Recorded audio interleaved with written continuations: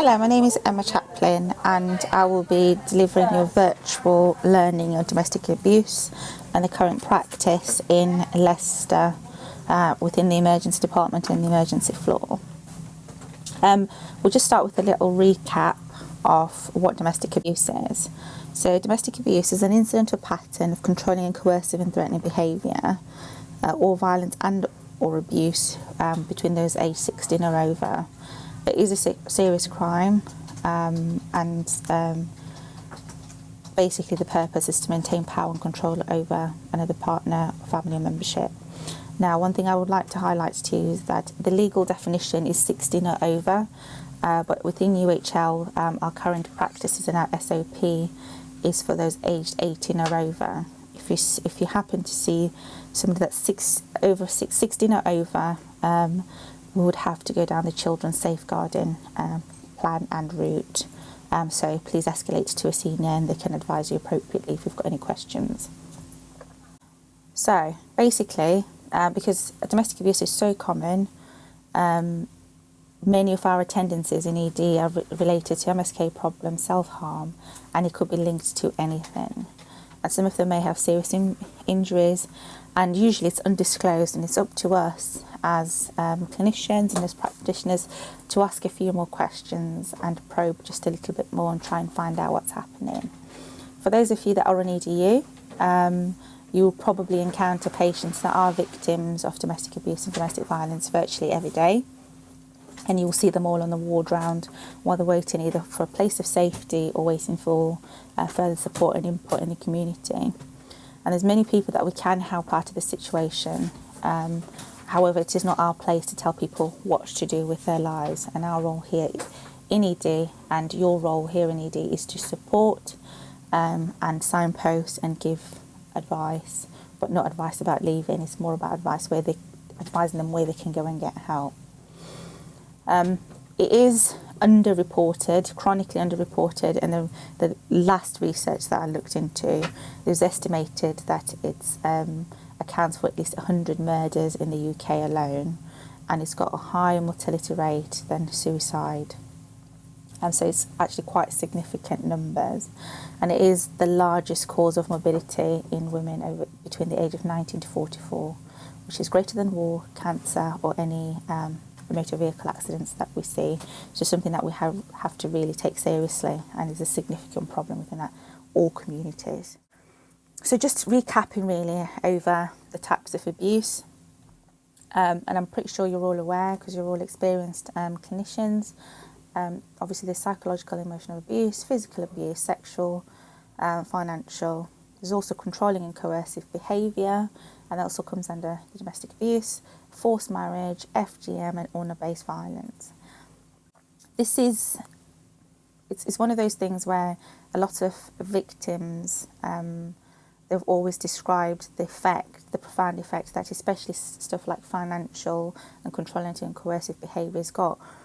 All these types of abuses can have long-term detrimental effects on a person's mental well-being and along with the physical health. And research has shown that separating from an abusive partner will initially increase the risk for the victim of abuse from an ex-partner, and basically it needs to be taken seriously. And that's when we see a lot of victims within the department, and they've come in because they want to leave, and if they've threatened to leave and they said so to the perpetrator, you just need to take that into account, that when they go back they're at greater risk. And one thing to note is that it can be multi-generational within the same family, and it can happen towards males and females regardless of gender. So just being aware of that when you see that young gentleman in injuries that comes in with alleged assault, to try and ask questions about who the perpetrator was for the assault, so that to make sure that we don't miss any people. So one of the most asked questions is, how do I know if this is domestic abuse? Especially if you've never worked in an emergency environment, it can be quite difficult and challenging to find the right words, what to say and how to say it. So one of the key things that we can tell you is, spot an attendance pattern. So if you look at the front of the ED notes, you can see the last 6 attendances within the department.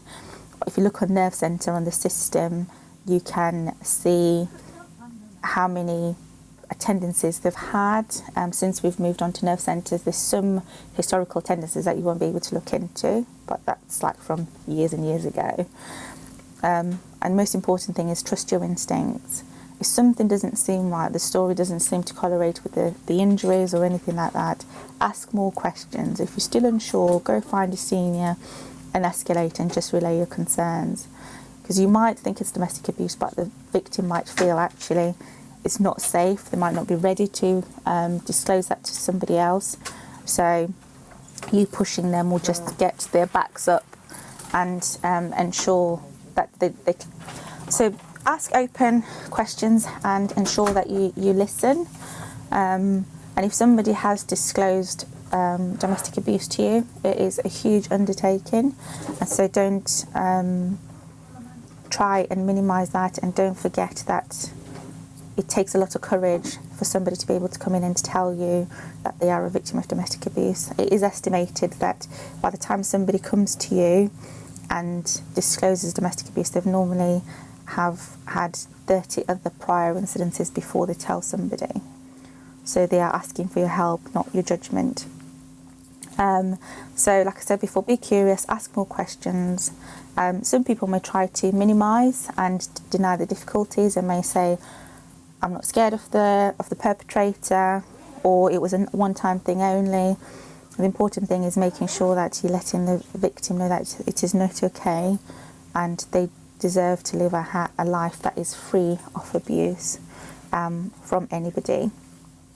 And one thing, when we will talk about risk factors in a minute, whenever there's one risk that's been identified, always look out for another. So we're talking about drugs, alcohol, or if mentally ill health or anything like that. And if it's important to really gather more information, such as, are there any additional people in the house, any children, any financial, social factors, are they known to social services? All of this information is pertinent and will make your life a lot easier when you come to escalating and doing the forms. And obviously looking for forms of evidence of other abuse. So if they've got physical injuries, and asking about, does the perpetrator control your finances, etc., etc. And when you're asking about what's happened, ensure that you seek detail. The key is in the details. So when we're talking about the risk factors and the trilogy of abuse, we talk about alcohol and drug misuse, we also talk about domestic abuse, and we talk about patients that suffer from mentally ill health.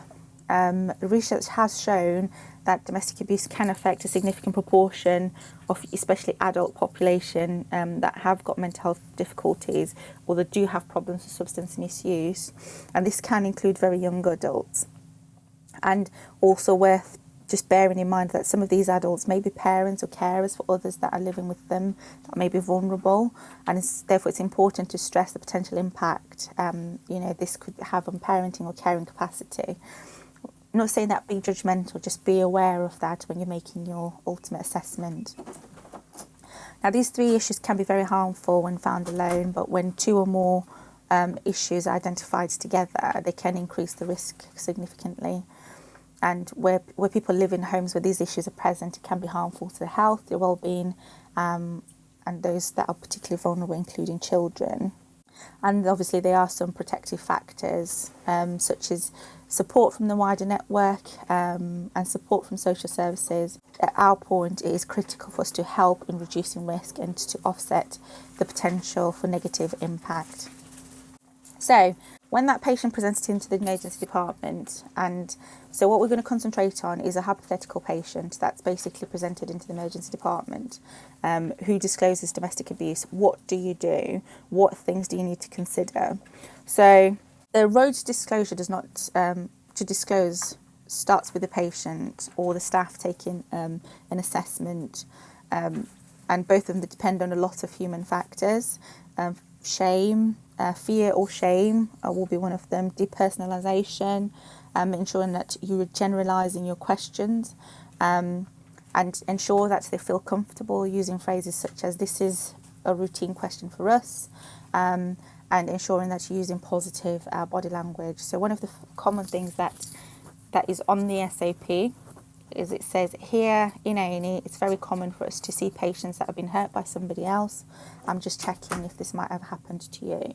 I find that's always a nice, easy question to be able to sort of get them to open up. And obviously from then on, it's a sensitive inquiry. You've got to think about there's a lot of factors that we will not be able to see or have any insight into within the emergency department, and it's always really important to bear that in mind.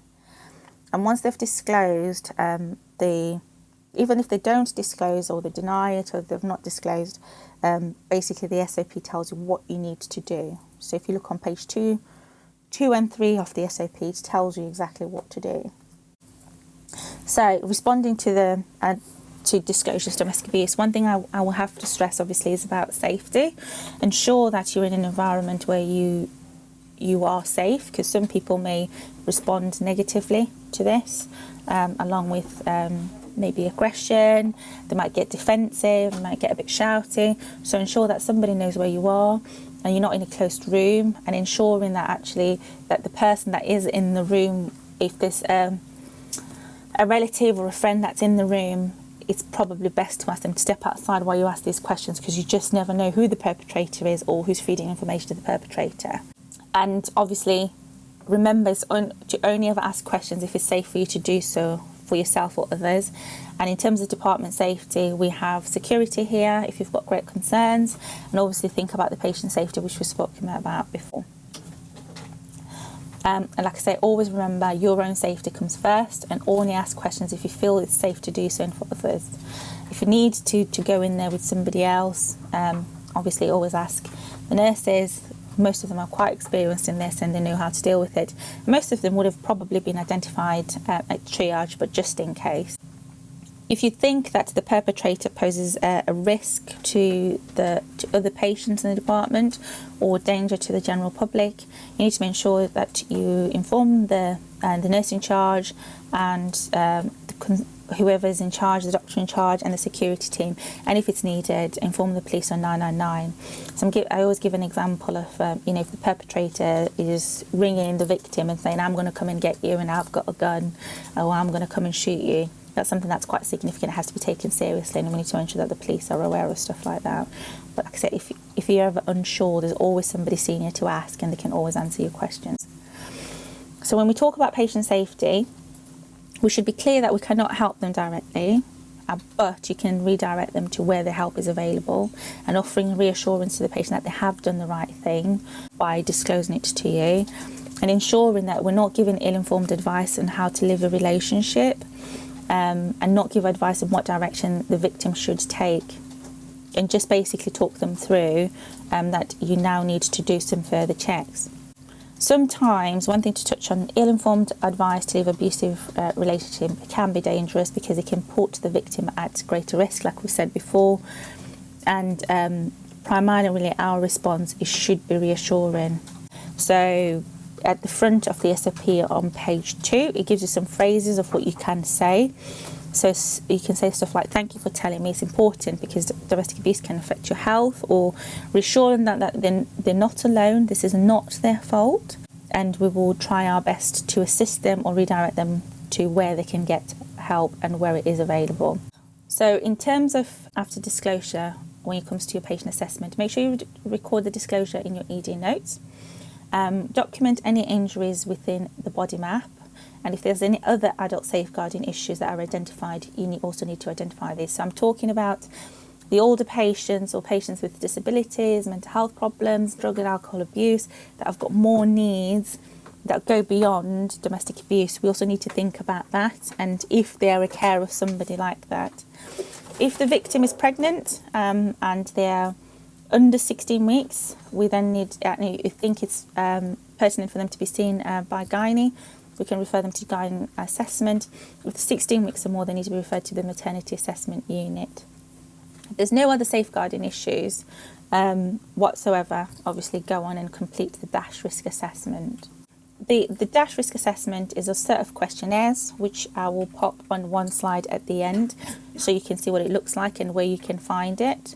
And basically it asks questions, and it's a tool to help you recognise if somebody's high risk, if they're visible high risk, or if you've got any other concerns. It's a tool to help you probe a little bit more and ask the right questions.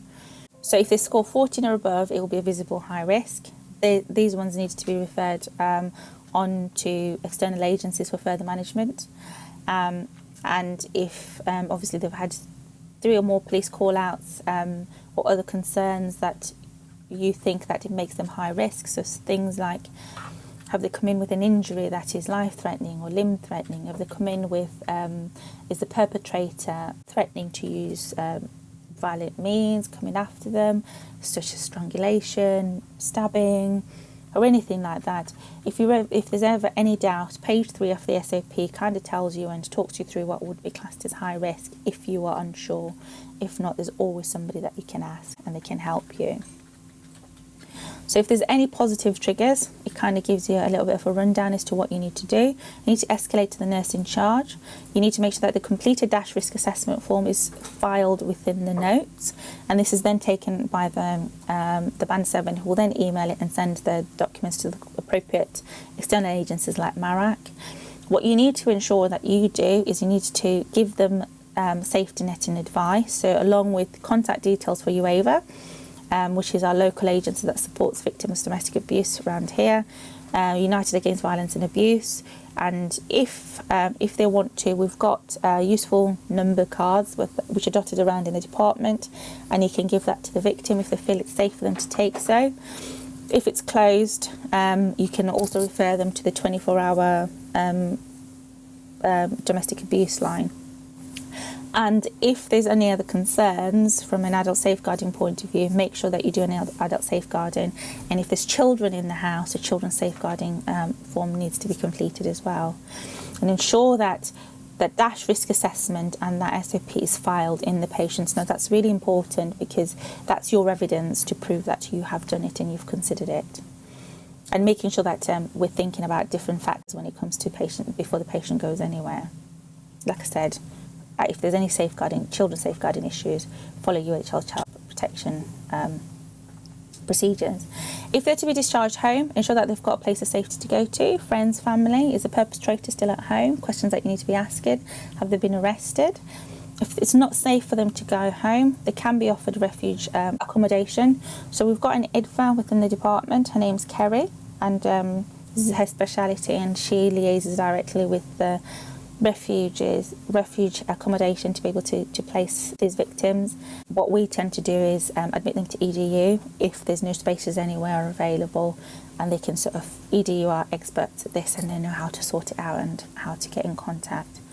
But if it's safe for them to do, make sure you provide emergency telephone numbers, help them to make an emergency plan or an escape route. So if they're going back home or they're insisting that they're going back home, ensuring them that you're giving them advice such as, if you feel in danger, call 999, ensure you always have an exit, or make sure that you always have your phone with you so you can call for help, etc, etc.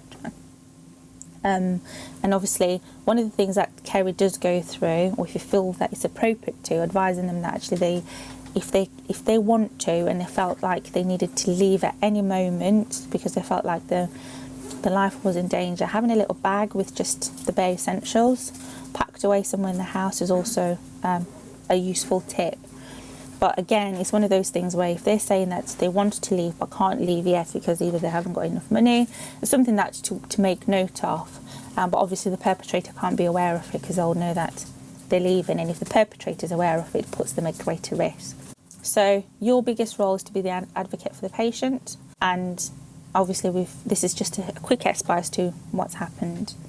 Ensure that you share it. Don't be afraid to ask for advice. It's okay not to know all the answers. The senior nurses in the department and the doctor in charge always know where to get the advice from if they don't know how to get it. In hours, the adult safeguarding team is around. They can help you. And also, just don't forget that information from your perspective is important and can add to a bigger picture when it comes to safeguarding concern. And you're not expected to be an expert at domestic abuse, you just need to have an awareness of what it is and where you can get the help from. And these are just some external further resources of where you can find information for yourself, for your own learning, like the NHS Safeguarding Guide, Women's Aid, etc. There's a few of us in the department, that's only 3 of us, there's a few more that have done this for a little while now, and we kind of are dotted around and we all work various shifts. But if you've got any questions, come and find us. Thank you.